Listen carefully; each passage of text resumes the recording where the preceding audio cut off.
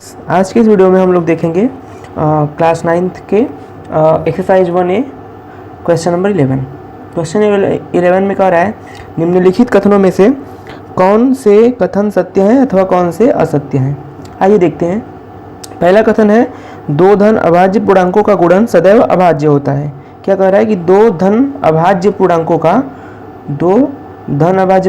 गुणन सदैव अभाज्य होता है। गुणन किसका? दो धन अभाज्य पूर्णांकों का। तो कोई हम धन अभाज्य पूर्णांक ले लेंगे, यानी कोई हम अभाज्य पूर्णांक लेंगे और धन होना चाहिए, धन पूर्णांक होना चाहिए। चलिए उदाहरण के लिए हम ले लेते हैं कोई अभाज्य संख्या होना चाहिए। अभाज्य संख्या क्या होती है? जो या तो खुद से कटे और या तो एक से कटे। तो एक चलिए ले लेते हैं 7 और एक ले लेते हैं 5। इनका गुणन कह रहा है। अब देखिए ये संख्याएं कैसी हैं। ये संख्याएं हैं धन भी हैं, प्लस हैं, पॉजिटिव इंटीजर्स हैं और साथ में अभाज्य हैं। दोनों ही संख्याएं अभाज्य हैं। अब देखिए इनका गुणन कितना होगा? गुणनफल कितना होगा? 35 एक अभाज्य संख्या नहीं है।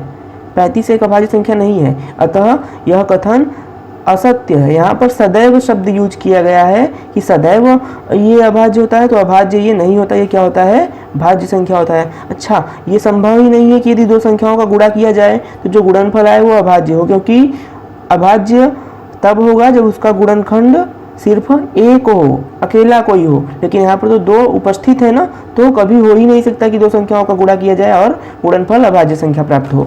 अतः हम कह सकते हैं कि ये जो कथन है ये कैसा है? असत्य है। कैसा है? असत्य। ऐसे ही अगला देखते हैं। अगले क्वेश्चन में कहा है कि दो धन अभाज्य पूर्णांकों का योग सदैव अभाज्य होता है। तो इसमें भी कोई एग्जांपल लेकर के चेक कर लेते हैं। संख्याएं वही रहेंगी, यानी कि धन अभाज्य पूर्णांक। तो धन अभाज्य पूर्णांक चलिए लेते हैं। एक ले लेते हैं अब की बार 11 और एक ले लेते हैं 13। इनको हम जोड़ करके चेक कर लेते हैं। तो जोड़ेंगे इनको जब तो आएगा 24 एक भाज्य संख्या है। 24 एक भाज्य संख्या है, अतः यह भी कथन क्या है? असत्य है। क्योंकि यहाँ पर कहा है कि सदैव अभाज्य होता है, तो अभाज्य नहीं होता। ये क्या है? भाज्य संख्या है। ये भाज्य संख्या है, अतः यह भी क्या है? असत्य है। ठीक है, अगला क्वेश्चन देखते हैं। अगला कथन देखते हैं। अगले कथन में कहा यदि a और b कोई ऋण पूर्णांक है तब a प्लस b सदैव एक ऋण पूर्णांक ही होगा। यानी कि a और b एक ऋण पूर्णांक है। अब की बार हमको धन पूर्णांक नहीं लेना है, अब की बार ऋण पूर्णांक लेना है। तो ऋण पूर्णांक जैसे कोई भी पूर्णांक ले लेंगे हम। यहाँ तो अभाज्य वगैरह तो कुछ कहा नहीं है, तो कोई भी पूर्णांक ले लेंगे, उसके आगे माइनस लगा होना चाहिए, नेगेटिव इंटीजर्स होने चाहिए। तो चलिए ले लेते हैं एक मान लीजिए एक हम ले लेते हैं 3 और एक ले लेते हैं 7। चलिए कैसा पूर्णांक होना चाहिए? ऋण पूर्णांक। तो ये भी ऋण पूर्णांक और ये भी ऋण पूर्णांक। ऋण पूर्णांक है तब a प्लस बी। हमने माना कि a बराबर -3 तथा b बराबर -7। अब क्या करना है? a प्लस बी करना है हमको, यानी कि a की जगह -3 रखना है और प्लस है तो प्लस, b की जगह -7 रखना है। तो ये प्लस माइनस माइनस हो जाएगा। ये आएगा कितना? ये इस रूप में हो जाएगा 3 - 7, यानी कि ये जब जोड़ेगा तो कितना हो जाएगा? -10। तो कहा है कि a प्लस बी भी सदैव एक ऋण पूर्णांक होगा। तो सही बात है, ये एक ऋण पूर्णांक आया, ऋण लगा हुआ है, माइनस लगा हुआ है, अतः यह कथन क्या है? ये कथन सत्य है। ये कथन सत्य है। चलिए अगला क्वेश्चन देखते हैं। दूसरे क्वेश्चन में है यदि a एक धन पूर्णांक है, 12वें क्वेश्चन में यदि a एक धन पूर्णांक है तो दिखाइए कि a plus 1, a plus 2, a plus 3 संख्या 24 से पूर्णतः विभाज्य है। तो चलिए a को हम कोई एक धन पूर्णांक संख्या मान लेते हैं। मान लीजिए a कोई एक धन पूर्णांक संख्या है। मान लीजिए हमने माना a बराबर, यहाँ लिख दीजिए, माना a बराबर कोई धन पूर्णांक संख्या मान लेते हैं, मान लीजिए 2। ठीक है, अब क्या करेंगे? यहाँ पर रख देंगे a का मान। a की जगह पर हमको 2 रखना है। a प्लस 1, a प्लस 2 और a प्लस 3 इसमें हमको रख देना है।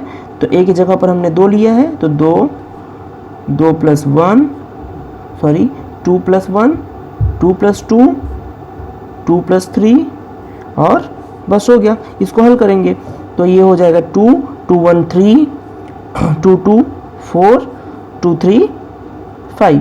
यहाँ पर मल्टीप्लाई हो जाएगा, 5 4 जा 20, 23 जा 60, 62 जा 120, 120।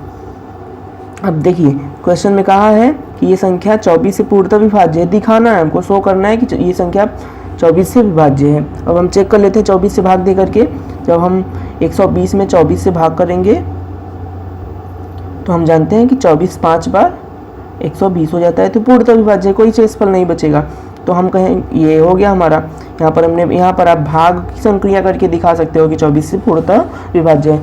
हमने यहाँ पर ए का मान 2 लिया है, आप कोई और भी संख्या ले सकते हो, लेकिन संख्या कैसा होना चाहिए, धन पूर्णांक होना चाहिए। चलिए देखते हैं नेक्स्ट क्वेश्चन। चलिए क्वेश्चन नंबर 13 में देखते हैं।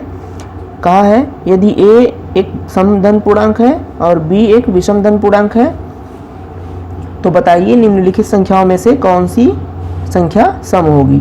सम संख्या इसमें से बताना है कि कौन सी संख्या सम संख्या होगी। सम संख्या क्या होती है, जो संख्याएं 2 से विभाज्य भी हो जाए और उनके इकाई का स्थान 0 2 4 6 8 हो।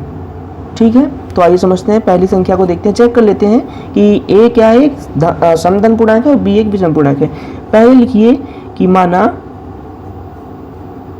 ए क्या है, एक समधन पूर्णांक है। तो कोई समधन पूर्णांक छोटी संख्या लेंगे तो सरलता होगी हल करने में।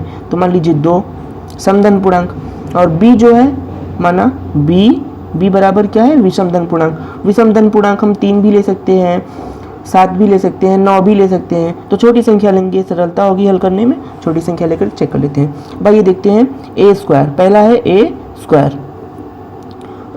तो ए स्क्वायर का मतलब 2 का स्क्वायर, 2 स्क्वायर इक्वल्स टू 4। 4 क्या है, सम संख्या है, अतः ये क्या है, सम संख्या है। चलिए दूसरा चेक करते हैं, बी स्क्वायर का वैल्यू कितना, 3। तो 3 का स्क्वायर कितना होगा, 9 होगा। 9 एक विषम संख्या है, तो ये सम संख्या नहीं है। तो यहाँ पर हम क्रॉस का साइन लगा देते हैं, सिंबल लगा देते हैं। आगे चेक करते हैं a प्लस बी। तो इसमें देखिए a की जगह हम 2 रखेंगे और b की जगह 3 रखेंगे। तो 2 प्लस 3 बराबर 5। ये भी एक विषम संख्या है, तो यहाँ पर भी हम क्रॉस का ही सिंबल लगाएंगे। आगे ऐसे चेक कर लेते हैं a इंटू बी मतलब 2 इंटू 3। तो जब इनका मल्टीप्लाई करेंगे तो कितना मिलेगा, 6। 6 क्या है, एक सम संख्या है, तो ये क्या है, सम संख्या है। ये भी मिल गया, सॉरी यहाँ पर क्रॉस का सिंबल रहेगा। चलिए नेक्स्ट चेक करते हैं, a और a प्लस 1। इसमें a की जगह पर 2 रखना है, b है ही नहीं इसमें, तो 2 और 2 प्लस 1। तो अंदर कोई भी संख्या हो, जब हम उससे किसी सम संख्या से गुणा करेंगे तो उसका उत्तर हमेशा ही सम संख्या आएगा। चेक कर लेते हैं, 2 और 3, 2 1 3 हो जाएगा ये 6। 6 क्या है, सम संख्या, अतः ये क्या है, एक सम संख्या है। इसको चेक करते हैं, 3 से गुणा करना है, यानी कि b और b प्लस 1। चलिए b की जगह पर कितना रखना है, 3 और 3 प्लस 1, तो हो जाएगा 3 इंटू 4। कितना हो जाएगा आंसर, ये होगा 12। तो ये भी क्या है, सम संख्या है। ठीक है, तो ये भी सम संख्या, ये भी सम संख्या, ये भी है, लेकिन ये दोनों सम संख्याएं नहीं है। ठीक है, देखते हैं नेक्स्ट क्वेश्चन। इस क्वेश्चन में पूछा है कि धन पूर्णांकों के किन गुणधर्मों के अंतर्गत निम्न कथन सत्य हैं। तो पहला है 3 इंटू 8 प्लस 7। आगे कर दिया है इक्वल में 3 इंटू 8 प्लस 3 इंटू 7। देखिए यहाँ पर हुआ क्या है कि 3 का इसमें वितरण कर दिया गया और 3 का गुणा यहाँ पर कर दिया गया, यही किया गया है। तो मैंने पिछले वीडियो में चर्चा किया था कि इस प्रकार के नियमों को हम क्या कहते हैं, पूछा है किन गुणधर्मों के अंतर्गत। तो हम कहेंगे कि कौन से नियम के अंतर्गत अच्छा ये हुआ है। जल्दी से कमेंट सेक्शन में वीडियो पॉज करके आप बताइए, तो कौन से सेक्शन नियम के अंतर्गत ये हुआ है। तो हम सिंपल सा कह देंगे कि ये जो हुआ है ये वितरण या बंटन नियम के अंतर्गत हुआ है, वितरण या बंटन नियम। ठीक है, ऐसे ही अगला क्वेश्चन है 3 + 5 + 9 इक्वल्स 3 + 5 + 9। यहाँ पर क्या किया गया है, यहाँ पर कौन सा नियम लगाया गया है, यहाँ पर साहचर्य नियम लगाया गया है। कौन सा नियम? साहचर्य नियम। ठीक है, क्या लिखेंगे? साहचर्य नियम। कैसे हुआ है? पहले इसके योग में इसको जोड़ा गया, फिर इसके योग में इसको जोड़ा गया। ऐसे आगे देख लीजिए, यहाँ पर क्या किया गया है? सिर्फ अंकों का स्थान बदल दिया गया जिसका कोई महत्व नहीं होता। तो ये कौन सा नियम होगा? क्रम विनिमेय। कौन सा?